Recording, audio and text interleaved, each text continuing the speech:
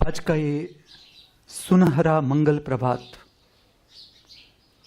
हो सकता है इस पृथ्वी पर, इस मृत्यु लोक पर कई सारे जीव शरीरों की जीवन की यात्रा का अंतिम पड़ाव हो। ये भी तो हो सकता है आज का ये सुनहरा मंगल प्रभात इस पृथ्वी पर, इस मृत्यु लोक पर कई सारे जीव शरीरों की जीवन की यात्रा का नया प्रारंभ हो। हम दोनों प्रकार के जीव शरीरों की आगे की मंगलमय कल्याणकारी जीवन यात्रा के लिए हमारी सभी की ओर से इस दिव्य स्थान से, पवित्र स्थान से शुभकामनाएं प्रार्थते हैं।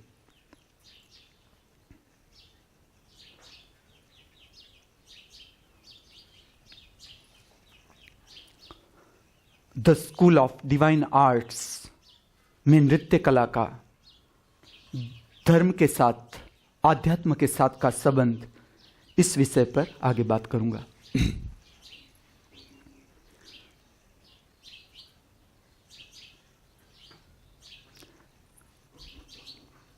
मैं जब सामड़ा जी पहुंचा था और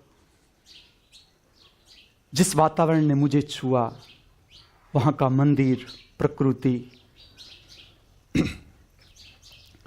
तो पहले क्षणों में मैंने मेरे भीतर ऐसा लोभ देखा एक कि क्या ये 7 दिन ऐसे ही बस पूरे हो जाएंगे, फिर मुझे स्थान छोड़ देना पड़ेगा, मुझे चले जाना पड़ेगा पीछे, वापस नहीं लौटना, मुझे यहां ही रहना है।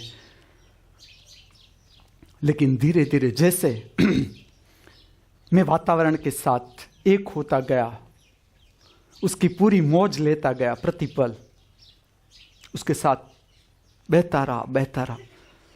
जिस जगह पर मुझे अच्छा लगता था जाने का, जो मंदिर खंडर हो गए थे, या एक बहुत दूर एक राम मंदिर था, बहुत पुराना मंदिर था वो, वहां सुबह अभी सूर्य प्रकाश अभी नहीं फैलता था, उससे पहले मैं सुबह में वहां पहुंच जाता था। वहां का वातावरण भी बहुत, प्रकृति बहुत सुंदर और निर्जन वातावरण, और मंदिर का वातावरण वैसा जैसा मैं चाहूं, भीतर से ऐसा वातावरण कि खाली अंदर एक आध दिया प्रकट हो मूर्ति के पास, या अगर बल्ब भी हो, पुजारी ने किया हो, तो वो एक आध छोटा सा बल्ब कहीं होगा, बाकी जो पूरा अंधकार और उसमें एक दिया, और मैं वहां बैठ जाऊं। रोज मैं इस तरह से जाता था, सुबह शाम, और वहां मेरा एक दर्शन भी चलता था, जो कल मैं बात आपसे कर रहा था कि ऐसे तो कैसे कितने स्थान है इस भारत पर या इस पृथ्वी पर, इसका बहुत कुछ सुंदर उपयोग हो सकता है। अब यहां एक मैं रहस्य कहूंगा कि जब, ऐसा नहीं कि ये मेरे साथ ही घटता है, मैं तो इसलिए ये बात कहता हूं कि सबके साथ ये बात घटती है, क्योंकि हम भीतर से सब एक ही है। किस तरह से मैं कहूं आपको, देखो समझ लो कि जैसे कि मैं सांस लेता हूं, ठीक से आप देखो हम सांस कहां से लेंगे, इसी वातावरण में से। तो मेरी जो सांस है वो आपकी उच्छ्वास है, मेरी उच्छ्वास है वो आपकी सांस है। इस तरह से हम भीतर से सब एक दूसरे के साथ जुड़े हुए हैं। आप थोड़ा सा भी जागोगे, थोड़ा सा भी आप जीवन में ऊपर उठोगे, उसके साथ जो शुरू हो जाएगा आपके भीतर, वो ऐसा हो जाएगा कि सबका अच्छा कैसे हो, या हर कोई मंगल को कैसे प्राप्त हो, या सब कल्याण में दिशा की ओर किस तरह से जाए, या मैंने जो कुछ भी पाया, कुछ भी छोटा सा कुछ भी पाओगे आप, थोड़ा सा आनंद भी, थोड़ी सी मजा भी, तो भी लूटाने को जी चाहेगा कि चलो औरों को भी इसका थोड़ा स्वाद लेने दे। सबके साथ होता है ये बात। तो मैं जब वहां बैठता था तो एक उत्साह रहता था मुझे, जैसे कि कितने सुंदर स्थान। तो मुझे जो करना था आगे, जो काम, उसकी किरणें मुझे छू रही थी कि क्या काम मुझे करना है आगे।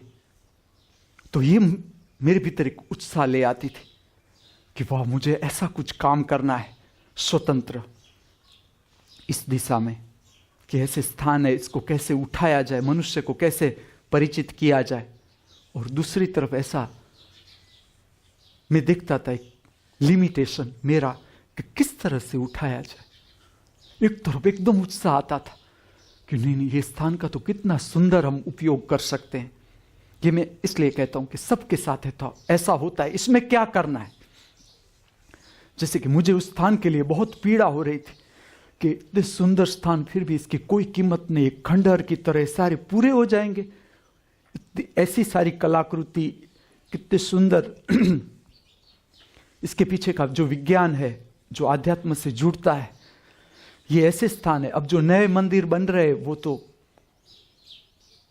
उसे उन लोगों को ठीक से पता भी नहीं कि किस तरह से मंदिर का स्वरूप होना चाहिए, और ये तो प्रकृति में ही है। तो मनुष्य को पता होना चाहिए कि ऐसे मंदिरों का किस तरह से किस समय पर उपयोग करना है। ऐसी बहुत सारी बातें मुझे आती थी। फिर मैं बात कहूं आपसे कि जब मुझे ऐसी सारी बातें उभरती थी वहां कि किस तरह से स्थान का उपयोग करना है, या आगे की जो किरणें मुझे छूती थी कि किस तरह से धर्म में मैं काम करूंगा, किस तरह से होगा ये काम। और फिर जब मैं लिमिटेशन देखता था कि किस तरह से किया जाए ये सारा काम, मैंने कल भी बताया कि मुझे पता चलता था कि ये कोई लेख लिखने की या मुंह से बात बताने की कोई चीज ही नहीं है। पता मुझे भीतर से स्पष्ट होता गया कि तुम कुछ मत करो। आगे भी ऐसा होता था, मैं कहूंगा ये बात। मैं शांत हो गया जब भी, समझ लो, इसके साथ की बात कहूं जो हर किसी के साथ घटती है। समझ लो कि आप किसी व्यक्ति जो आपका प्रिय है, कोई भी व्यक्ति है, पीड़ा में है, दुख में है, आपके भीतर उसके लिए कुछ करने को जी चाहता है कि नहीं, मुझे कुछ करना है उसके लिए। आप ठीक से देखो कि आप क्या कर सकते हो। जरूर जो कुछ आप करना चाहते हो वो तो कर ही लो, करो जो कुछ भी आपकी दृष्टि में आता है या आपकी क्षमता है। फिर भी आपको लगता है कि नहीं, अभी कुछ मुझे करना है लेकिन हो नहीं रहा है, उसका मैं ठीक से आपको समझाने की कोशिश करूं कि किस तरह से काम करना है ऐसी सिचुएशन में। उस वक्त जो तरंगे हैं आपके भीतर, किसी को मदद करनी है लेकिन आप भीतर से मजबूरी पाते हो या लिमिटेशन पाते हो, आपको पता नहीं चलता कि किस तरह से इसको मदद की जाए, जीव को किस तरह से हेल्प की जाए। आप खाली शांत हो जाओ। जो भी भीतर घट रहा है, जो अनुभूति हो रही है मजबूरी की, समझ लो कि करना है, पीड़ा है, भीतर पीड़ा की तरंगे उठ रही है, उसको ठीक से अनुभव करो। आप खाली देखते जाओ। वो जो तरंगे है वो अपने आप स्वरूप लेगी, अपने आप। क्योंकि जो तुम्हारे भीतर से तरंग आ रही है वो ही परम शक्ति है जो बह रही है तुम्हारे भीतर से। वो आगे अपना स्वरूप खुद लेगी, वो खाली तुम्हारे माध्यम से बहती जा रही है। जो तुम्हें पीड़ा हो रही है वही दिखाती है कि तुम्हारी शक्ति ऊपर उठ रही है, तुम उसे मदद करना चाहते हो लेकिन पता नहीं चलता किस तरह से मदद करे। तो जितना आप कर सकते हो, जो कुछ भी कर सकते हो आप करो। जहां तक आपकी दृष्टि जाती है आप चलो। जहां से आपको लगता है कि नहीं अब ये मेरा काम नहीं, आप छोड़ दो। आप खाली अनुभूति जो हो भीतर से कि अभी इसे कुछ करना है, इसे मदद करनी है, ये करना है, वो करना है, जो भी उठ रहा है उसकी संवेदनाओं को ठीक से देखो। उसी तरह जिस तरह मैं आपको दर्शन स्पष्ट करता हूं, विचार, भाव, शरीर की संवेदना, उस समय का विचार, भाव, शरीर की संवेदना, और जो वो तरंग होगी वो अपने आप रूप लेगी, अपने आप। देखो, जब मैं छोटा था, मैं कल भी वो बात बता रहा था लेकिन आज ठीक से स्पष्ट करूं उसे। समझ लो कि एक गीत है, मुझे अच्छा लगता था, तो मुझे ऐसा लगता था कि चलो मैं, और जो लोग मुझसे जुड़े हैं, मेरे भाई हो, बहन हो, मित्र हो, तो उसके पास भी वो गीत लेके जाता था कि देखो ये कितना सुंदर गीत। उस वक्त जो मेरी नासमझी थी वो ये थी, मैं दुख में, मैं ऐसा नहीं कि उन लोगों पर जबरदस्ती करता था, लेकिन कभी मैं निराश भी हो जाता था कि कितना सुंदर गीत है, ये इन लोगों को पसंद नहीं आता। ऐसा जैसे जैसे मैं काम करता गया, मैं परिचित हो गया इस रहस्य से, तो मुझे पता चलने लगा कि ना, इसमें राह देखनी है, उतावल नहीं करनी, जल्दी जल्दी नहीं करना है कुछ कि आज ही मैं कुछ कर लूं इसमें। हाँ, जितनी क्षमता है तुम्हारी दृष्टि जाती है उतना जरूर करो। जितनी क्षमता है तुम्हारे पास, जहां तक तुम कर सकते हो प्रयत्न, वहां तक प्रयत्न करते जाना है। और जहां लगे कि अब मेरा काम नहीं इस, तब तक प्रयत्न करो ही पूरा। जितना तुम्हारे पास मन की शक्ति है, शरीर की शक्ति है, उसका पूरा उपयोग कर लो। किसी चीज में अगर काम करना है पूरा उपयोग कर लो। जहां से तुमने लगे कि बस अब मेरी क्षमता नहीं, वहां से छोड़ दो। मैं छोटा था, जब मैं फिल्म गाने सुनता था, समझ लो ऐसे कई बार मैंने ये बात भी की, आपसे कहता रहूंगा कि ऐसे जो गाने थे, इतने सुंदर गाने। मैं जैसे जैसे डूबता गया मुझे पता चला कि खाली फिल्म में इसे बंद रखना जो मेरी पीड़ा थी, मैं आपसे कहूं, इससे खाली फिल्म की दीवारों में बंद रखना ना समझी है, ये कुल ना समझी है हमारी, कि इसे खाली फिल्म गाने कह के हम बंद कर देते। कि फिल्म गाने, कितने सुंदर सुंदर गाने जो संगीतकारों को प्रसाद के रूप में मिले, गीतकारों को प्रसाद के रूप में मिले, ऐसा संदेश। और ये गाने खाली फिल्म गाने के लेबल लगाकर बंद किए गए। मुझे ऐसा लगता था कि ना, इसका उपयोग हो सकता है क्या, मैं नहीं जानता था। मैं पीड़ा कहूं मेरी, मुझे भीतर से आता था कि फिल्म गानों का उपयोग हो सकता है, मैं कर सकता हूं, लेकिन क्या, किस तरह से, आगे मेरी दृष्टि नहीं जाती थी। और वो पीड़ा को मैं इस तरह से बदल देता था कि मैं ही खुद गा लेता था और उसकी मौज ले लेता था। ऐसे कई गाने मैंने मेरे जीवन में ऐसा देखा कि मेरे लिए प्रेरणात्मक रहे। समझ लो कि मैं कोई ऐसी निराशा की किरण मुझे छू रही है और मैं ऐसा गाऊं कोई गीत गाता चल ओ साथी, गुनगुनाता चल, चल रे चल, गीत गाता चल ओ साथी, गुनगुनाता चल ओ बंधु रे। ऐसे गाने थे। चल अकेला चल अकेला चल अकेला, तेरा मेला पीछे छूटा राही, चल अकेला, जीवन चलने का नाम, चलते रहो सुबह शाम। तो ऐसे गाने थे। तो जब मैं गाता था उसे, तो उसके साथ में एक अलग किरण पाता था अपने हृदय के भीतर, एक नई प्रेरणा निराशा को हटा देती थी। तो ऐसे जो भी गाने थे और जो फिल्मों के शास्त्रीय गाने, तो मुझे इतना दुख होता था कि कैसे कैसे लोग, आप संगीतकारों को, जैसे जैसे आप संगीत में डूबोगे, संगीत की जिसने यात्रा की है या जो संगीत से परिचित है, या आप जब गाओगे, आप कभी ये करना कि जो गाने रफी ने गाए, लता ने गाए, आशा भोसले ने गाए, जो गाने, क्या क्षमता थी गाने की, गले की क्या क्षमता, नाभि की क्या क्षमता। ये मैं आपको कहूं कि इतना गला कि जो समझ लो कि कोई गा रहा है गीत, तो उसके वो परिचित नहीं। मैंने ये भी देखा कि ये गायक को खाली परिचित होना है। धर्म का अर्थ है कि अपने अंतःकरण से परिचित होना, अंतर जगत से परिचित होना। जिसका गला साफ है, जो गा सकता है, आप ऐसा समझो कि शास्त्रीय गायक है तो उसके गले से नीचे के सारे चक्र, जैसे कि काम केंद्र है, हृदय चक्र है, नाभि चक्र है, ये जो शक्ति के केंद्र है, ये जब तक इतने शुद्ध नहीं हो सकते तब तक तुम्हारा कंठ चक्र इतनी शक्ति प्राप्त नहीं कर सकता। लेकिन वो उस बात से अनजाना है। मैं दिव्य कला इसलिए प्रकट कर रहा हूं पृथ्वी पर कि कला केवल, कला का अर्थ नहीं कि तुम खाली पब्लिक में गाओ और तालियां बजे, तुम पैसा ले लो, तुम्हारा नाम हो जाए। ये कोई कला नहीं, इससे तुम परम स्वाद नहीं ले सकोगे। मैं तुम्हें रहस्य कहता हूं कि जिसका कंठ इतना शुद्ध है, जो गा सकता है, तो उसके नीचे के केंद्र शुद्ध चाहिए, नहीं तो ये आवाज नहीं निकल सकती। जो क्लासिकल गा रहे हैं भारत में आज, जो, और भारत का पूरा शास्त्रीय संगीत का जो प्रयोग है, वो आध्यात्मिक प्रयोग था। परमात्मा का दर्शन या परम शक्ति को पहचानना, ये इसका अंतिम शिखर था। लेकिन हम भूल गए, डूब गया भारतीय संगीत डूब गया, खो गया, ये बात ही खो गई। मैं इसलिए कहता हूं कि ये बात खो गई।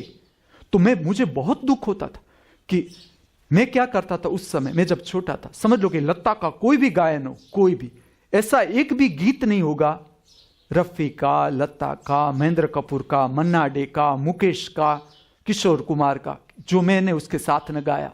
ये सभी करते हैं, मैं तो खाली याद दिलाता हूं, सब करते। लेकिन मेरे भीतर एक दृष्टि धीरे धीरे बनती थी, वो ये बनती थी, जैसे कि रफी का गाना है, मन तरपत हरि दर्शन को आज। हमारे घर एक चेंजर था, मैं ट्राई करता था कि चलो मैं रफी के साथ ऐसा गा सकता हूं। फिर जैसे वो ऊपर जाए, मैं भी उसके साथ ऊपर जाऊं, आवाज फट जाती थी मेरी कि ना। तो मुझे पता चलता था कि ये क्या आवाज की ताकत है। ऐसा मुझे फिर जैसे जैसे ये रहस्य हाथ में आता गया, तो मैं सभी सिंगर के साथ करता गया कि चलो मुकेश का ये गाना है तो मैं गा सकता हूं उसके साथ, या लता का ये गाना है तो लता किस तरह से गाती है, कितने ऊंचे स्वर से गाती है, ऊपर क्या क्या आलाप लेती है, क्या क्या तान लेती है। आप जरा करके देखना, एक गाना जरा चालू करके आप उसके साथ कोई भी जो आपका परिचित गाना हो, कोई भी मैं कहता हूं, तब आपको पता चलेगा कि गायन में क्या शक्ति चाहिए। और मैं कहता हूं कि ये जो सारे कलाकारों को मैं नाम ले रहा हूं, पूरा जीवन दांव पर था, लगा दिया पूरा जीवन, संगीत ही उसका जीवन पूरा, सुबह से लेकर तानपुरा लेकर बैठ जाए, जब समय मिले तब उसी में डूबता जाता है संगीतकार। खाली भूल क्या हो जाती है, प्रेक्षक, पैसा, बहिर्गामी, कला बहिर्गामी हो जाती है। मुझे तो कई बार दुख होता है ऐसा कि जिसके भीतर नृत्य आया या संगीत मिला, ये परमात्मा का परम प्रसाद। प्रसाद का अर्थ है बांटो। प्रसाद के साथ जो विज्ञान जुड़ता है, वो जुड़ता है उदारता का। समझ लो कि एक चीज है, अगर मैं अकेला खा गया तो वो प्रसाद नहीं। अगर मेरे भीतर ये भाव उठा कि ये मैं नहीं, मैंने तो ये स्वाद ले ही लिया, इसका स्वाद सबको मिलना चाहिए, अगर ऐसा भाव भीतर से आए, मैं नहीं कहता कि तुम मेरी बात मानकर बांटो, मैं नहीं कहता ऐसा, ऊपर से मैं थोपने की कोशिश नहीं कर रहा, मैं खाली तुम्हें कहता हूं कि अगर आए भीतर से जो भाव प्रकट हो तो ही वो चीज प्रसाद हो सकती है, अन्यथा नहीं। अगर मैं ही, मुझे लगे कि ना ना ये आई खाने की चीज, मैं अकेला, काजू इतने आए तो मैं ही खा जाऊंगा, मैं क्यों बांटू, तो वो प्रसाद नहीं हुआ, वो मेरा लोभ। अभी मन चल रहा है, मन की पेरीफेरी में हूं मैं, मन के परिघ में हूं। जैसे मेरे भीतर से उदारता प्रकट होती, आत्मा प्रकट होगी तो बांटने की इच्छा होगी। तो मुझे ऐसा लगता था जैसे जैसे मैं कलाओं में काम करता गया, तो मुझे ऐसा लगता था कि शास्त्रीय संगीतकार है अगर कोई शास्त्रीय संगीत तो बहुत अच्छा है, चलो तुमने 50 साल काम किया, 60 साल काम किया लोगों के बीच, शास्त्रीय जहां बैठक हुआ, जाके गाया तुमने, सबने सुना, बहुत अच्छी चीज है, चलो तुमने कर लिया। लेकिन तुम पूरा जीवन बस इस तरह से ही गाते रहोगे, कभी तुम वो हिम्मत ही नहीं करोगे, वो कभी हिम्मत नहीं करोगे कि तुम कूद जाओ, ऐसे माहौल में चले जाओ जहां कोई तुमने सुनने वाला भी नहीं, फिर भी तुम ऐसे स्थान में जाके जरा देखो तो सही, जो मैं मार्ग तुम्हें बताता हूं वो सही है या गलत, तुम चले जाओ, तुम अपना गाना शुरू करो। मैं कहता हूं कि इसमें खाली शारीरिक रूप नहीं होता है, समझना ये रहस्य कि जब कोई कलाकार अपना गाना शुरू करता है किसी भी जगह, तो ऐसा मत समझो कि वो अकेला गा रहा है तो वो अकेला है, ये कभी नहीं हो सकता, कभी भी नहीं हो सकता। जैसे वो गाना शुरू करता है, उसे प्रेरणा आती है कि मुझे गाना है, वो प्रेरणा भी उसकी नहीं, जैसे आप डूबोगे जानोगे ये प्रेरणा कहीं और से आ रही है। और जैसे वो गाना शुरू करता है तो जो विद्युत वहां बनती है, वो विद्युत अशरीरी आत्माओं को खींचती है। अशरीरी आत्मा की एक विद्युत उसके आसपास, उसके इर्द गिर्द इकट्ठी हो जाती है। उसे पता भी चलता है कि ऐसा नहीं, वृक्ष भी सुनते हैं, धरती भी सुनती है, आकाश भी सुनता है, पर्वत सुनते हैं। लेकिन इस अनुभव के लिए तुम्हें उसमें जाना पड़ेगा, तुम्हें प्रकृति में डूबना पड़ेगा। तो मुझे दुख ही होता था जब मैं इस बात से निकलता था, तो मुझे ऐसा लगता था कि ऐसे ऐसे शास्त्रीय संगीत के संगीतज्ञ जो पूरा जीवन बस रुपया, पैसा, नाम इसी में ही जाएगा, वो अंतिम चरण में आगे प्रवेश नहीं कर जाएगा। जो भारत में संन्यास दिया गया, बहुत वैज्ञानिक था। समाज के पास एक दृष्टि थी कि किस तरह से आगे बढ़ना है। संसार का एक अर्थ क्या है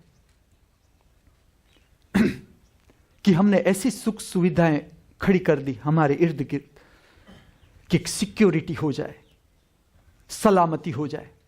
अब ठीक से देखो, मैं आपसे प्रश्न पूछूंगा, सलामती में आपने जीवन पाया?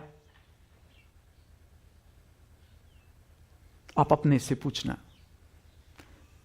तो मनुष्य ने सलामती खड़ी कर दी अपने आसपास, और अंत तक मैं कहता हूं पूरा जीवन मिला है हमें, पूरा जीवन। तो जीवन किसके लिए मिला है? अगर प्रयोग करना है कुछ भी तो इस जीवन में ही करो।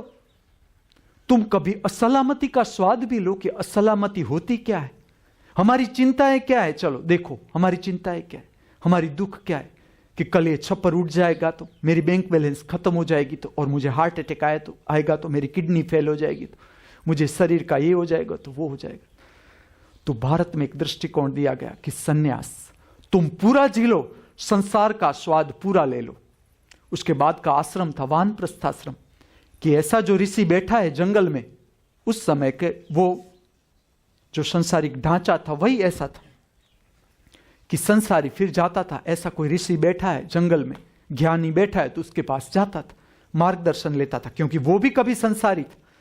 और ऋषि पत्नियों के साथ जो संसारी जीवन पसार करके आते थे, वो पत्नी के साथ भी रहते थे। तो वहां जाके वो मार्गदर्शन लेता था कि अब क्या करना है। धीरे धीरे वो जंगल से भी जो बिछड़ जाता था। उस समय का भारत ऐसा था कि जो प्रारंभ के 25 साल थे, जिसमें ज्ञान, लौकिक ज्ञान, विषय का ज्ञान लेने के लिए लड़कों को आश्रम में भेजा दिया जाता था, और ऋषि थे जो ज्ञान देते थे, जिससे पूरा पार कर लिया, जीवन पूरा पार कर लिया, जीवन को पूरा समझ लिया, वो शिक्षण देने वाले लोग थे। तो 25 साल उसे उन लोगों के पास रखा जाता था। समझ लो कि टोटल 100 ईयर्स हो, कुल 100 साल हो, तो इसको इस तरह से बांटा जा सकता है। 100 साल तो उदाहरण के लिए देता हूं, जरूरी नहीं 100 साल ही हो, लेकिन कुल समझ लो कि 100 साल है मनुष्य क्या। तो पहला 25 साल 25% विषय का ज्ञान प्राप्त करने का। देखना आप छोटे बच्चों को, सब में जिज्ञासु रहेंगे, क्योंकि अभी पृथ्वी पर जन्म लिया तो हमें छोटी छोटी बातों में, देखना आप लड़कों को दूर रहकर, नहीं तो वो खोपड़ी खा जाएंगे। लड़कों को अगर ठीक से देखना हो तो एक अंतर चाहिए, जैसे गाड़ी से हम अंतर रखते हैं, कोई गाड़ी सीखता है तो उससे 10 फुट दूर रहना जरूरी है, तो छोटे बच्चों से अंतर बनाना जरूरी है। लेकिन दूर से देखो, वो छोटी छोटी हर बातों में रस लेंगे, उसकी आंखों में जिज्ञासा ही जिज्ञासा होगी, ये क्या है, वो क्या है, ऐसी आंखें। तो पहला 25 साल कि उसे भेज दिया जाए, और अलग अलग विषय थे जिसमें उसे तैयार किया जाता था। दूसरे 25 साल जिसमें काम वासना प्रकट होती है, उसे संसार में बुलाया जाता था कि चलो 25 साल तुमने जो भी सीखा, अब संसार में आ जाओ। और काम वासना का स्वरूप दिया जाता था, शादी करवाई दी जाती थी कि चलो लड़का लड़के के साथ संसारी जीवन शुरू करता था, और उसकी आग संसार में पूरा तपे पूरा। अब जैसे जैसे वो संसार जीता जाएगा, संसार अगर आपने ठीक से जिया है तो मैं उसकी एक निशानी दूंगा आपको परीक्षा पास करने, क्योंकि हम आगे का जीवन उसके दृष्टिकोण दूंगा संसार को कि किस तरह से होना चाहिए। अगर तुमने ठीक से संसार पसार किया है तो संसार नाटक से ज्यादा नहीं, तुम्हारे सारे संबंध, सारे रीत रिवाज नाटक से ज्यादा नहीं, तुम्हें नाटक ही लगेगा। और जब तुम संपूर्ण लगे कि नहीं, इसमें तो नाटक किसी और कुछ है ही नहीं, जितने भी रीत रिवाज है, जो हम संबंध कहते हैं, उस संबंध में कुछ भी नहीं अगर ठीक से आप जियो। तुम भूल जाते हो। मैं देखता हूं पति पत्नी जब साथ होते हैं तब झगड़ा करते हैं। ठीक से पत्नी अपने को पूछना, पति अपने को पूछना कि जब तुम साथ रहे तुम्हें कितना प्रेम था, और जब मरने के क्षण आते हैं, बिछड़ने के क्षण आते हैं, तब वही मन रोता है। अगर ठीक से पूछोगे, ठीक से आप जिए होंगे, तो आपको पता है आप किस तरह से जिए, पति के साथ कितना प्रामाणिकता थी जीने की, या पत्नी के साथ जीने की कितनी प्रामाणिकता थी। ठीक से पूछना, अपने को पता चल जाएगा। और अगर आपने ठीक से नहीं जिया तो अंत तक आपको रस रहेगा, अंत तक संसार को आप पकड़े ही रहोगे और ठीक से जियोगे। और जितनी प्रगाढ़ता से, मैं कहता हूं जिसे धर्म में काम करना है, एक दिन बहुत हो गया, मैं कहता हूं आप किस तरह से लेते हो, सुबह जन्म, रात को मृत्यु। जितनी प्रगाढ़ता से जियोगे आपको पता चलेगा कि इंद्रियगत भोगों से आप क्या पा सकते हो। स्वाद, चलो स्वाद से क्या मिला, अभी तक आपने जितना खुराक खाया क्या मिला, तो लिस्ट आएगा क्या क्या नहीं मिला। कॉन्स्टिपेशन, डायरिया, एसिडिटी, गैस, इतना प्रसाद तो मिला, इससे आगे क्या मिल। ये सारे हमारे इंद्रियगत भोग। देखो जो स्त्रियों के पीछे भागे हैं, पुरुषों के पीछे भागे हैं, जरा मैं नहीं कहता कि तुम मत भागो, जरूर भागो, लेकिन कभी शांत होकर भी देखो कि क्या पा रहे हैं हम। क्योंकि इंद्रियगत भोग के साथ तुम्हारी समझ होनी जरूरी है। मैं कहता हूं जब तक तुम्हारी ध्यान की समझ नहीं, मेरा यह अनुभव है, तुम भोग का स्वाद नहीं ले सकते। तुम संत को देखना, सच्चा संत जिसने सत्य को जाना, वो सूखी रोटी में भी ऐसा स्वाद लेगा जैसे कोई मेवा मिठाई खा रहा है, और मेवा मिठाई में कोई मिठास नहीं। हम कितना ही मेवा मिठाई खाते हैं, पेट बिगड़ जाता है, लेकिन स्वाद हाथ में नहीं आता। जिस स्वाद के पीछे हम जाते हैं वो स्वाद हाथ में नहीं आता। तुम कितना ही खा लो मेवा मिठाई, नहीं आता स्वाद, और वो सूखी रोटी में भी ले लेगा स्वाद। क्यों? इतना ही कारण कि वो पूरा का पूरा एक एक क्षण जो भी मिला प्रेम से ग्रहण कर रहा है, तो वो स्वाद ले लेगा। तो संसार अगर ठीक से जी लोगे तो तुम्हें नाटक से ज्यादा नहीं लगेंगे। जो जो भी संबंध है, जहां जहां भी तुम्हें रस है, उसके साथ जी कर देख लो, तो मनुष्य को आगे जो मार्गदर्शन की जरूरत रहती थी कि ना इतना ही जीवन नहीं, तो भारत की खोज थी कि वान प्रस्थाश्रम। वान प्रस्थाश्रम का अर्थ था जो अभी संसारी भी नहीं और सन्यासी भी नहीं, जिसका एक टांग अभी संसार में है, एक टांग सन्यास में, उसकी एक टांग है गुरु के पास, एक टांग है अभी बेटा क्या कर रहा है, कमा रहा है या नहीं, दुकान ठीक से चला रहा है नहीं, ठीक है, कोई गलत नहीं। क्योंकि इस तरह से भारत ने मनुष्य के जीवन को पूरा शिक्षण दिया कि अगर कोई जो बाप ठीक से काम किया है जिसने, तो उसे अब बच्चा कैसे खेले संसार, उसका मार्गदर्शन देना है। दुखी नहीं होना है, उससे लड़ने देना है बच्चे को। खोट जाए दुकान में तो जाए, जो कुछ हो जाए, तुमने तो कर ही लिया वो नाटक। मैं तो ऐसा अनुभव करता था कि समझ लो कि जो मैं खेल खेल चुका, अगर अब कोई और उस खेल में रस ले रहा है तो वो कैसे खेल में निपुण हो, इसका मुझे मार्गदर्शन देना है, मुझे करके दिखाना है उसे। समझ लो कि मैंने दुकान चलाई है, अब मेरा बेटा बैठा है, तो अगर वो ठीक से नहीं चला रहा है तो वो उसकी भूल नहीं है। मैं कहता हूं हम भूल करते जा रहे हैं। तुम्हारा बच्चा किसने मार्गदर्शन दिया? चलो तुम्हारा ही बच्चा है। अगर हमारा बच्चा गलत रास्ते पर है तो कब चला गया गलत रास्ते पर? तुमने ध्यान क्या रखा? मां बाप होके तुमने क्या ध्यान रखा? तो तुम्हें सिखाना है उसे कि किस तरह से दुकान चलाई जाती है, किस तरह से लूटा जाता है। कोई गलत बात नहीं, वो भी एक संसार का ही भाग है। दुकान चलाना मतलब 5 रुपये का है, उसे 10 रुपया में किसे बेचना, कैसे ज्यादा मुनाफा किया जा सकता है, ये हमारा लोभ है। लोभ को जानना है। संसार में करना क्या है, हमारी जो सारी वृत्तियां हैं, लोभ है, कामना है, वासना है, तिरस्कार है, ईर्ष्या है, इसकी आग है संसार। तो संसार की आग में पूरा उबलना है, पूरा। और बच्चे को भी उबालना है कि तुम्हें भी जिस तरह से मैं उबला हूं, तुम कहां जाओगे ऐसे, तुम्हें भी उबलना होगा। तो ये संसार था। तो जो वानप्रस्थाश्रमी थे, जैसे कि माँ बाप थे, वो गुरु के पास भी जाते थे। उसकी एक टांग गुरु के पास, मुख एक ऐसा कि चलो शाम हुई, सुबह हुई, गुरु के पास दौड़ चले जाते थे मार्गदर्शन के लिए, आगे के जीवन के मार्गदर्शन के लिए। और संसार में भी आ जाते थे, शांत होकर आते थे। एक और रहस्य कहूं मैं आपसे, समझ लो कि आपको किसे मार्गदर्शन देना है, तो पहला तो चीज है कि तुम स्वयं उस बात का तुमने अनुभव किया है। पहला तो समझ लो कि मैं आपसे कहता हूं तुम्हें क्रोध नहीं करना है, तो मुझे उतावड़ नहीं करनी है तुम्हें मार्गदर्शन देने में। पहले मुझसे पूछना है, तुमने क्रोध पार किया? अगर मैंने क्रोध पार कर लिया तो मुझे कहने की भी जरूरत नहीं, मैं आपके पास आके खाली बैठ जाऊंगा, आप क्रोध पार करने लगोगे ऐसे ही। क्योंकि ये आत्मा की आत्मा से संबंध होती है। जिस तरह से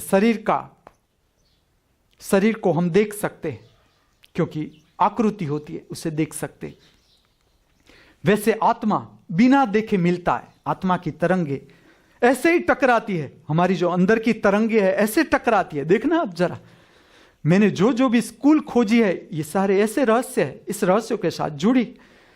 तो समझ लो कि मैं मेरा क्रोध पार करके आया हूं, मैं आपके सामने आकर खाली बैठूंगा, आपके भीतर घटना चालू हो जाएगी वो पार करने की।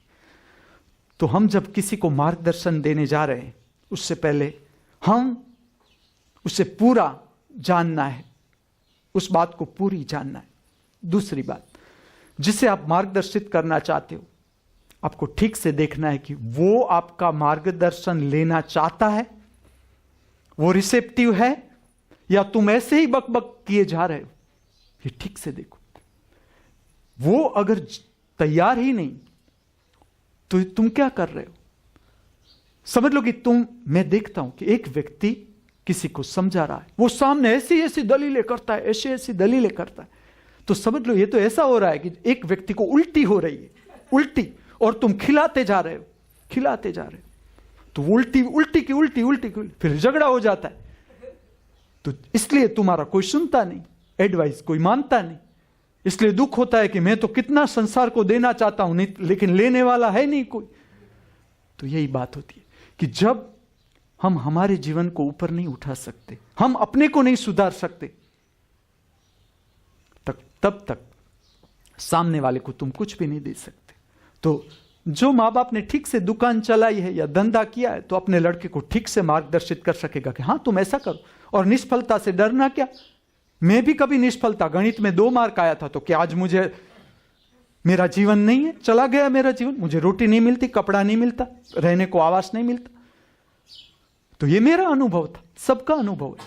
तो इस तरह से मार्गदर्शित किया जाता था संसारी को कि वानप्रस्थाश्रमी माँ बाप है तो गुरु के पास भी जाते थे, और बच्चों को भी मार्गदर्शित करते रहते थे किस तरह से जीना है। हमारा भी झगड़ा हो जाता था, लड़का लड़की देखते थे, जो शादीशुदा थे वो देखते थे कि हाँ माँ बाप है, अब कैसा वो गुरु के पास जाते हैं, ध्यान में बैठे माला करते, तो वो देखते थे, भले विरोध करे, लेकिन आगे का जीवन तो उसका भी आएगा, उसका भी वृद्धत्व छुएगा, तब पता चलेगा कि जो विरोध हो रहा था पहले कि ऐसे क्या बैठे बैठे माला जपे क्या होता है, ऐसा नहीं होगा, क्योंकि वो मार्गदर्शन था, क्योंकि उसका आगे का जीवन देख सकते थे। वो ऐसा देख सकते थे कि माँ बाप ने ये जीवन जी लिया ठीक से। आज ऐसा नहीं हो रहा है। आज जिस रेंज पर लड़का है उसी रेंज पर माँ बाप है, इसलिए तुम क्या मार्गदर्शित करोगे। लड़का देखता ही नहीं कि तुमने ऊंचाई पाई जीवन में, तो वो तुम्हारे में विश्वास रखेगा ही नहीं, क्योंकि तुमने ही कुछ नहीं पाया, तो तुम बच्चों को क्या दे सकोगे। तुम ही पति पत्नी झगड़ रहे हो, तो तुम तुम्हारे बेटे और तुम्हारी बेटे की पत्नी को तुम क्या दे सकते हो? कुछ भी नहीं। तुम गरीब हो स्वयं, तुम उसे कोई आदर्श नहीं दिखा सकते कि देखो मैं और मेरी पत्नी कैसे प्रेम से जीते। अगर तुम प्रेम से जीते हो तो तुम्हारा बच्चा अपनी पत्नी के साथ प्रेम से ही जिएगा, तुम्हारी बच्ची अपने पति के साथ प्रेम से ही जिएगी। अगर वो देखेगी कि मां अपने पति के पिता के साथ कैसी रहती है, माता पिता अगर प्रेम से रहते तो छोटा बच्चा, तुम्हें ही लगता है ये छोटा है, कोई छोटा नहीं, तुम्हारा बच्चा तुमसे ज्यादा है, उसकी समझ तुमसे ज्यादा है, वो तुम्हारी हर एक बात देखता है, हर एक बात, कैसे बैठते हो, कैसे उठते हो, क्या बोलते हो, क्या जवाब देते हो। तो ये मार्गदर्शन था। और अंत में हिम्मत आ जाती है तुम्हारे में। क्या हिम्मत आ जाती है? सारी सिक्योरिटी को तोड़कर कूद जाने की। संन्यास वो है कि इतना परिपक्व हो जाता है, जीवन में इतनी श्रद्धा विश्वास आ जाता है कि परमात्मा अगर संसार में है तो परमात्मा कहीं भी हो सकता है। जब हम जन्म लिया, हम कहां जानते थे कौन हमारा मां होगी, कौन हमारा बाप होगा, कौन हमें खाना खिलाएगा, कौन हमें पानी पिलाएगा। और खाली जन्म नहीं, आप देखो हमारी यात्रा कि खाली मां बाप ने ही हमारा पालन पोषण किया है, ऐसा नहीं, एक एक व्यक्ति ने हमारा पालन पोषण किया, पूरे समाज ने, सारी प्रकृति ने। जैसे जैसे आप जीवन में गहरे उतरते जाओगे, आप देखोगे कि एक एक वृक्ष हमारा हमें जीवन देता है। धरती जहां हम पैर रखते हैं, एक एक धरती का शरीर है, वो हमें उठाता है, हमारा शरीर उठाता है, हमें चलाता है, सिखाती है प्रकृति। इस तरह से हमारा जीवन है। ऐसी श्रद्धा आ जाती है। संन्यास वो है जिसमें ऐसा जी चाहता है कि परमात्मा अगर यहां है तो किस तरह से उसने अपना संसार की रचना की। तुम अलग अलग अनुभवों में जाने के लिए भीतर से प्राण तरसेंगे कि चलो ऐसा नहीं कि जहां मुझे मान मिले वहीं चला जाऊं, कभी मैं ऐसा भी करूं कि मुझे मेरी अपमान हो वहां चला जाता हूं, चलो मेरा क्या मैंने पाया जीवन में। अगर कोई मेरी अपमान करता है तो मुझे भीतर से रिवेंज आता है उसके प्रति। अगर रिवेंज आता है तो अभी मैं कच्चा हूं, मुझे अभी संसार में काम करना है। कोई मुझे गाली दे रहा है तो मुझे ऐसा होता है कि उसके थप्पड़ और मार दूं, तो अभी मैं संसार में पका नहीं ठीक से, मैंने श्रवण ठीक से नहीं किया। मेरा कान है वो अभी श्रवण की दीवारें बनाए बैठा हुआ है, पूर्ण श्रवण नहीं हुआ। पूर्ण श्रवण की कला है, गाली भी अमृत हो जाएगी। मैं तुम्हें कहता हूं, मेरा अनुभव, तुम्हें कोई गाली देगा तो वो भी श्लोक जैसी लगेगी भीतर, अगर ठीक से तुमने श्रवण किया है। तकलीफ क्या हो जाती है? हम श्रवण करते ही नहीं, कोई किसी को हम ठीक से सुनते ही नहीं कि क्या कहा जा रहा है। हमारे विचार बीच में आ जाते, विचार टकराते। तुम्हारे भीतर के शब्द, गाली में कुछ नहीं है। मैं कहता हूं तुमने पकड़ ली कि ये गाली है, तुमने स्वरूप दे दिया। अगर सच में गाली का असर हो रहा है तो उसका कारण तुम स्वयं हो। तुम्हारे भीतर गाली है, बाहर के शब्द में कुछ भी नहीं। बाहर के शब्द तो खाली तुम्हारे भीतर का क्रोध प्रज्वलित किया उसने। क्रोध तुम्हारे भीतर है, क्रोध का केरोसिन तुम्हारे पास है। बाहर की गाली की आग ने उसे प्रकट कर दिया। तो मैंने स्वयं ऐसा अनुभव किया कि जब मैं ऐसे माहौल में गया कि मुझे बहुत मान मिलता था, सम्मान, कि जहां मुझे मानते ही थे तो मैं वहां गया तो मुझे तो प्रेम मिलता था, सम्मान। वहां भी जी ऐसे लगता था कि चलो ऐसे में चले जाए जहां कोई मुझे जानता न हो, पहचानता न हो, ऐसे में जाए, मेरा अपमान हो, क्या होता है। तो मैं कहता हूं उसका अपमान का भी उतना ही मजा होता है। कोई गाली देता है उसका भी इतना ही मजा आता है कि चलो गाली दे दी। भीतर एक दृष्टि आ जाती है कि गाली से क्या भीतर ऐसा इसके प्रति नफरत आती है। अगर नफरत आती है तो उस साधक को इतना ही समझना है कि अभी शुद्ध करना है। अगर कोई व्यक्ति आके ऐसी कोई बात कहता है और मेरे भीतर, हम जीवन में भूल क्या कर जाते हैं। हम जीवन भर, आप देखो संसारी हर व्यक्ति को देखो, आप ठीक से अपने के साथ सब देखो, जो हमसे उम्र में आगे है उसे देखो, जीवन में क्या भूल हो जाए। प्रॉब्लम पैदा हुआ, सॉल्व करते गए, प्रॉब्लम पैदा हुआ, सॉल्व करते गए। किसका प्रॉब्लम सॉल्व हुआ? देखो, ठीक से देखो, संसार में घूमो, हर जगह जहां तुम्हें आसरा मिल जाए उसके साथ रह जाओ। पूरा जगत हमारा ही है, परमात्मा का जगत है, रह जाओ उसके साथ। चलो किसका प्रॉब्लम सॉल्व हुआ? प्रॉब्लम सॉल्व करते करते करते तुम आखिर सो गए पथारी पर, और फिर भी प्रॉब्लम सॉल्व नहीं हुआ।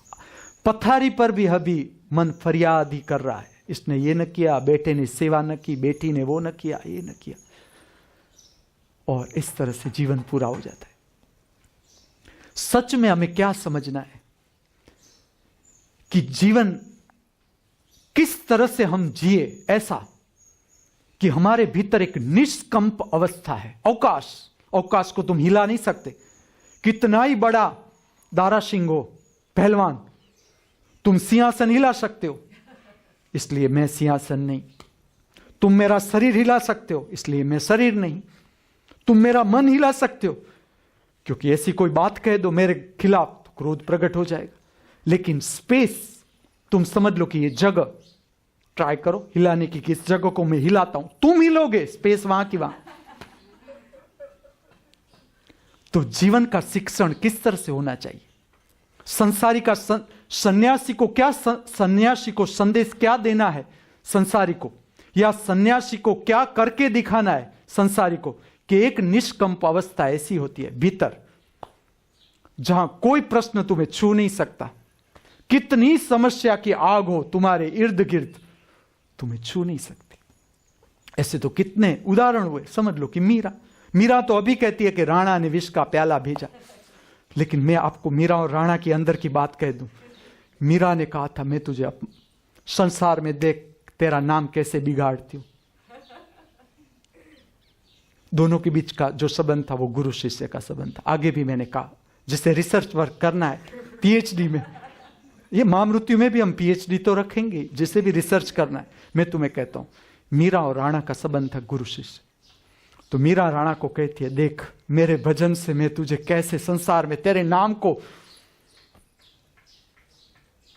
धूल में उड़ा देती हूं, और ठीक से आप चलोगे तब आपको ही अच्छा लगेगा। कोई तुम्हारा नाम धूल में उड़ा दे, अहंकार को धूल में उड़ा दे, वो अच्छा लगेगा।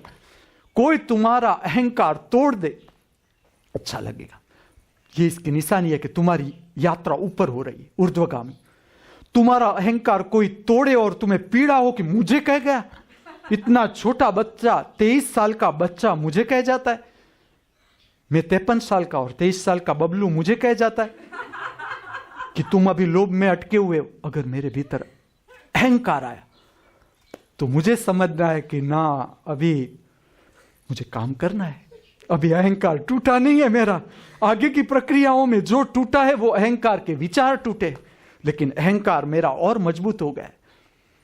तो ये बात समझनी है हमें जीवन में कि हम ऐसी अवस्था कैसे। मेरे पास लोग आते, मैं इतना समझाता हूं फिर भी, अरे तुम्हारा गुरु, मुझसे तुम्हारे एक भी दुख दूर नहीं होंगे। मैं चलो इंटरनेट पर कह देता हूं ताकि ऐसे लोग नारियल लेकर मेरे पास आए ही नहीं। चलो ये लोग मेरे कट नहीं चाहिए मुझे, ऐसे लोग।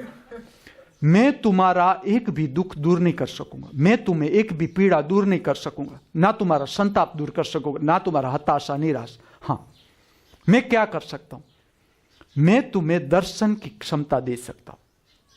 मैं तुम्हें ऐसा तैयार करना चाहता हूं कि कोई भी मुश्किल आ जाए, तुम चैलेंजिंग हो जाओ परमात्मा के सामने कि ये तो मैंने सब जी लिया है, ऐसी मुश्किलों में अब मेरा कोई रस नहीं। तुझे आगे देना है तो दे, नहीं तो उठा ले मुझे। अब क्या करना है ऐसे बैठे बैठे। खाया पिया तो मैं रोज से छोटा था तब से, उससे पहले भी मैंने खाया है, मुझे याद नहीं। मैं तुम्हें कहता था कॉकरोच और मेरी दोनों की एक रेंज थी। वो भी खाने के लिए अपनी मूंछ ऊंची करता है और मैं भी रोटी खाने के लिए बैठा हूं टेबल। वो कब से खाते आए हैं, चलो क्या मिला। तो मैं तुम्हें ऐसा तैयार करना चाहता हूं। मेरे पास ऐसा कोई, देखो आज से कोई ऐसा प्रश्न लेकर आए ही नहीं कि मेरा ये दुख है, मैं इसे कैसे पार करूं। तुम्हें समझना है दुख को। दुख तुम्हें हिला रहा है, उसका कारण है कि तुम जागे हुए नहीं हो। अभी तुम मन में हो, अभी तुम विचारों की धाराओं में, कल्पनाओं में खोए हुए हो कि इस तरह से सत्य हो सकता है, बुद्धत्व इस तरह से हो सकता है, सत्य इस तरह से प्रकट होगा, इतने मेरे शिष्य होंगे, उसमें मैं बैठूंगा सिंहासन पर, मैं सबको लेक्चर दूंगा सत्य के बारे में, सब मेरी सेवा करेंगे, कोई मुझे पानी देगा, कोई मुझे दूध पी। तो हम ऐसे विचारों में खोए हुए। तो ये इसका समस्या, मेरा शिष्य जो मुझे कहे गुरु, उससे ये बात समझ दी। वाह, बेस्ट लेक्चर निकला। कोई मुझे कहता है गुरु, तो तुम्हें समझना होगा कि इस गुरु से मेरी समस्या मैं क्यों दूर करूं? मेरी समस्या किसने दूर की?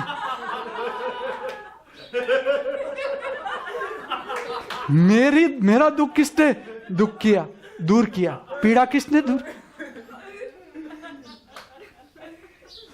तो मैं तुम्हारी समस्या क्यों दूर? मैं तुम्हारा दुख क्यों दूर करूं? जय गिरनारी, तुम्हारी पीड़ा दुख। मैं क्या चाहता हूं? जो मुझे समझ रहे हैं इस पृथ्वी पर, मैं चाहता हूं एक ऐसी अवस्था है जिसे ना तो कोई व्यक्ति हिला सकती है और ना ही कोई समस्या हिला सकती है। तुम्हें उस दिशा में काम करना है। महामृत्यु महाअमृत विश्वविद्यालय के अगर आप विद्यार्थी बनना चाहते हो तो यह तुम्हारे लिए परीक्षा कि कौन सी व्यक्ति तुम्हें हिला जाती है। उस व्यक्ति को छोड़ना नहीं है, उसके पीछे पीछे रहो, उसे छोड़ना ही नहीं। वो तुम्हारा गुरु जो तुम्हें हिला गया, जो तुम्हारे में ईर्ष्या पैदा कर गया। विखला के शिष्य बढ़ने लगे, मेरे में ईर्ष्या पैदा हुई तो विखला मेरा गुरु। मुझे उस अवस्था में जाना है कि विखला मेरे सामने बैठा हो या मुझसे बात करे कि आमा काई नहीं, मारा जोया स कपड़ानी कीमत जोई से $10, तो वो मेरा गुरु। जो तुम्हारे में तिरस्कार पैदा करे, तुम्हें अच्छा एक पॉइंट मिल जाएगा, काम वासना। जो लड़की तुम्हें आकर्षित करे, पड़ जाओ पीछे। जो लड़का तुम्हें आकर्षित करे, जाओ पीछे। ये भी अग्नि है, ऐसे नहीं आएगी लड़की हाथ में या लड़का हाथ में। सबको पता है, सबका है। तो आप भूल गए, इसलिए मैं खाली आपको याद दिलाता। जैसे जैसे अकेले बैठोगे याद करोगे कि हाँ, एक नहीं अनेक लड़कियां थी जिसके पीछे। पहले तो साइकिल थी हमारे जमाने में, स्कूटर का पेट्रोल। दुनिया में अगर गिना जाए कि पेट्रोल का सबसे बड़ा यूज हो कहां रहा है, पता चल जाएगा कि पेट्रोल कहां जाता है सबसे ज्यादा। लड़का लड़की के पीछे भागता है, लड़की लड़के के पीछे भागती, इसी में पेट्रोल खत्म हो। वो हम देखेंगे इकोनॉमिक्स में। मैं इतना ही कहना चाहता हूं कि जीवन को तुम्हें ठीक से समझना है। जीवन को ठीक से, ये सारा बंद कर दो कि ये व्यक्ति ने मेरे से, अगर तुम्हें ठीक से ऊपर उठना है, मैं चैलेंजिंग बात करता हूं। अगर नहीं उठना है तुम छोड़ दो मुझे। अगर उठना है, जीवन को उठाना है, ऊपर की ओर ले जाना है, तुम मेरे पास से फरियाद मत करना मेरे पति ने मेरे साथ ये किया, वो किसी और गर्लफ्रेंड के पास जा रहा है, मेरे पास नहीं आ रहा है, या मुझे पैसा नहीं दे रहा है, मेरी ये समस्या है, वो समस्या है। मैं तुम्हारी कोई समस्या सोल्व नहीं करूंगा। और किसी व्यक्ति के प्रति तुम्हारे भीतर क्रोध है, घृणा है, तिरस्कार है, ईर्ष्या है, तुम आकर मेरे पास कहोगे कि इतना तिरस्कार है, मैं कहूंगा ठीक से रेचन करो। व्यक्ति कोई जिम्मेवार नहीं तुम्हारी। ठीक से नाचो, ठीक से गाओ, प्रार्थना करो, बंदगी करो, प्रेयर करो, अंतःकरण शुद्ध करो। उस व्यक्ति में कोई खराबी नहीं, खराबी हमारे भीतर है। शुद्ध करो भीतर का हृदय। तुम भीतर से उस अवस्था को प्राप्त करो जो निष्कंप रहती है। आज भी जिसे मैं ऐसा मानता था, अब तो मुझे ये स्पष्ट करना जरूरी है और अब तो मैं लेक्चर देने लगा। मैं समझाते समझाते मर गया। मैं ऐसा मानता था कि ये लोग प्रतिभाशाली है, मुझे समझ सकते। आशीर्वाद, कोई पीएचडी कर रहा है, कोई गलत काम कर रहा है, वो मुझे लिखता है कि गुरुजी आपका आशीर्वाद मिल जाए तो हम पीएचडी हो जाए। मैं क्यों दूं आशीर्वाद?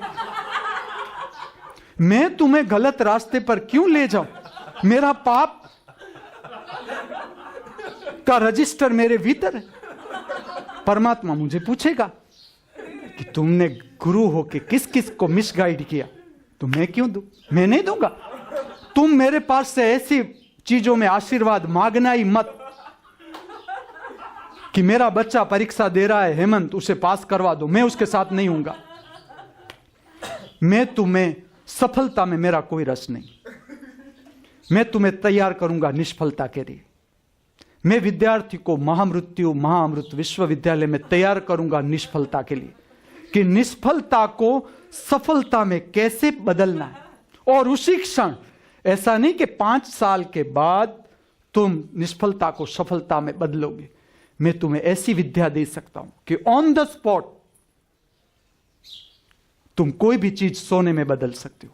सोना मतलब ये सोना नहीं, वो तो मुझे तुम्हारे पास से लेना है। गोल्ड में बदल सकते हो। ये कीमिया मैं जानता हूं और वो मैं तुम्हें देना चाहता हूं।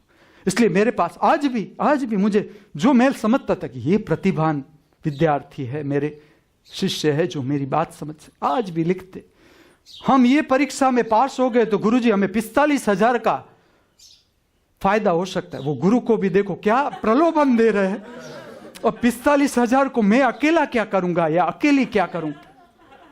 गुरुजी हम दोनों साथ मिलकर लोक कल्याण के लिए इसका उपयोग करें। ना, नहीं चाहिए तेरा 45,000, तू ही रख। मैं आशीर्वाद को मुक्त करवाना चाहता हूं। प्रणाम और आशीर्वाद मेरा काम क्या है? अविजी। जहां जहां तुम चुकोगे वही मैं बोलूंगा, वही मैं करके दिखाऊंगा कि देखो संसार में चुक रहे हो तू। प्रणाम का अर्थ है आशीर्वाद का अर्थ, प्रणाम का अर्थ है समझना कि हे गुरुदेव, अगर ठीक से आप समझते हो कि गुरु सच्चा है, इसने कुछ पाया है तो, नहीं तो ये प्रार्थना मत करना। तुमने जो पाया है उसने क्या पाया तुमको क्या पता। अगर तुम्हें लगता है कि ना ना ये तो जो हम पढ़कर आए हैं सुनकर आए हैं उसके थोड़े थोड़े करीब लगते, तो उसके पास प्रणाम का अर्थ है जो स्थिति तुमने पाई वो स्थिति में प्राप्त कर लो।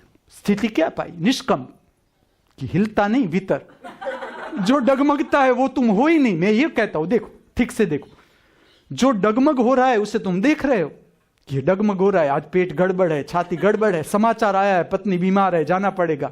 वैसे भी उसका मुंह देखना अच्छा नहीं लगता था, अब इसमें हॉस्पिटल में है और वहां जाना पड़ेगा, उसकी सेवा करनी पड़ेगी। समाचार आया, गड़बड़ हो जाता है, पेट छाती अशुद्धि के कारण, क्योंकि क्या खाया था रात को, बटेटा पावा ज्यादा खा गए, अभी पचे नहीं, उसका एसिड है, और समाचार आ गया। अन्न वैसा भाव, जैसा भाव ऐसा तुम्हारा विचार, जैसा विचार ऐसा संसारिक तरंगे तुम्हें पकड़ेगी, समस्या खड़ी करेगी। तो मैं तुम्हें कह दूं, प्रणाम का अर्थ है कि हे गुरुदेव, जिस तरह से तुम कैसे आराम से निष्कंप रहते हो, इस तरह से ये स्थिति हमें भी दिलवा दो। लेकिन वो प्रार्थना कब आएगी? जो अगर ये प्रार्थना तुम्हारे भीतर से न उठे तो समझना अभी तुम आग में उबले नहीं संसार की। चले जाओ वापिस, उबलो, फ्लैट में वापिस चले जाओ, उबलो, बंगले में वापिस चले जाओ, झोंपड़े में वापिस चले जाओ, संसार में उबलो। लेकिन ये प्रार्थना आएगी आखिर में, संन्यास तब घटता है। और आशीर्वाद का अर्थ यही है। आशीर्वाद क्या देता है? मैं गुरु के स्थान पर बैठकर तुम्हें कहता हूं, आशीर्वाद का इतना ही अर्थ है कि तुम निष्कंप हो जाओ। तुम इस स्थिति को, क्योंकि आज तुम 45,000 की चाह में हो, जब 45,000 आ जाए देख लेना, जिसके पास 45,000 आ गया वो मेरी बात को समझ लेगा कि हां कुछ नहीं 45,000। क्योंकि जब तुम 45,000 वाले लोगों के बीच चले जाओगे कि जहां 45,000 कॉमन है, वहां तुम्हारी हरीफाई होगी 55,000 के साथ कि 55,000 वाला मुझसे आगे है। 1 लाख मिलती है जिसे तनख्वाह पर मंथ, उसकी पोस्ट मुझसे आगे है, 45,000 की कोई कीमत नहीं। तो ये तो सारी दुनिया ही बात है, दुनिया की हरीफाई है। ऐसी बात मेरे सामने करना ही मत, और मैं तो उल्टा करवाऊंगा। मैं तो ऐसी स्थितियां खड़ी करूंगा कि तुम्हें वो प्राप्त न ही हो। समझ लो कि तुम्हारी जमीन करोड़ में बिकती है, तो मैं तो तुम्हें खोट समझाने के लिए बैठा हूं। नफा के लिए और गुरु के पास चले जाओ, उसके पास नारियल रखो, ले आओ, चलो नफा। मैं देखना चाहता हूं कि कौन सा ऐसा पायलट बाबा है जो तुम्हें दे सकता है। कौन सा ऐसा पायलट बाबा बैठा है जो पायलट में तुम नारियल रखो और प्लेन में उड़ा सकता है। अगर ऐसा कुछ भी होता तो ये बुद्ध महावीर मर गए जंगल में तप करते करते। क्या किया? हलो, बुद्ध ने, चलो, बुद्ध ने क्या किया, महावीर ने क्या किया, मोहम्मद ने क्या किया, चलो किया क्या आखिर उस लोगों ने? अगर मीरा देखो जहर का कटोरा लेकर भी वो घुंघरू पहनकर नाचती है, कोई उसे फरियाद नहीं। ये तो हमारा चित्त ऐसा हो जाता है कि राणा के प्रति मीरा को रिवेंज होगा, कोई रिवेंज नहीं। वो पार करके आ गई सारे इंद्रियगत सुख। मैं तुम्हें बता दूंगा किस तरह से पार किया जाता है। तो ये निष्कंप अवस्था प्राप्त करने के लिए उपवास किए। तुम रोज पूछोगे, इतने सालों से मैं उपवास कर रहा हूं, निष्कंप अवस्था आई, पूछो अपने से कि चलो संन्यास लिए इतने साल हो गए, 30 साल हो गए, निष्कंप अवस्था प्राप्त हुई? रोज पूछो, इसमें कोई गलत बात नहीं। मैं तुम्हें सुना नहीं रहा, मैं तुम्हें जगा रहा हूं कि अगर 30 साल कुछ भी नहीं, चलो 30 मोमबत्तियां कर दो, लेटेस्ट फैशन बुझा दो, बस जन्मदिन मना लिया, पाश्चात्य संस्कृति, बस 30 मीणबत्तियां करो खड़ी, बुझाओ, चलो 30 साल गए पानी में, हो गई हवा, जाने दो। आज नया जन्म, नई सुबह, स्वागत करते हैं नए सूर्य का, फिर से जन्म हो गया। तो देखो, समझो इस बात को। क्या गुरु के पास ऐसी मांग लेकर चले जाते हो कि मेरा ये नहीं हुआ, बच्चा पास नहीं हुआ, नौकरी नहीं? गुरु इसके लिए थोड़ा है, धर्म इसके लिए थोड़ा है, तुम्हारी मांग पूरी करने के लिए थोड़ा धर्म है या गुरु बैठा है कहां? गुरु इसलिए है कि वो तुम्हें सत्य की समझ दे कि बेटा तुम्हारी मांग की कोई असीम है, जैसा परमात्मा असीम है। मांग परमात्मा को समझना हो तो तुम तुम्हारी मांग समझो। कोई भी मांग पूरी हो, किसकी मांग पूरी हुई? बड़ा प्रधान पूछे अपने से कि मेरी मांग पूरी होगी? देखो जरा, जिससे जहां मौका मिले छोड़ो मत। तुम जिससे इंप्रेस हो उसके साथ रह जाओ। तुम मुझे पूछो तुम्हारी मांग पूरी हुई, मैं कहूं ना, मुझे इसमें से संतोष नहीं। मुझे तो ये पूरी पृथ्वी का हर बच्चा जानना चाहिए कि इस तरह का आध्यात्मिक विज्ञान होता है, और ऐसा मेरा दिव्य साम्राज्य होना चाहिए जहां एक व्यक्ति दूसरे से प्रेम कर। ये सारी महत्वाकांक्षा है।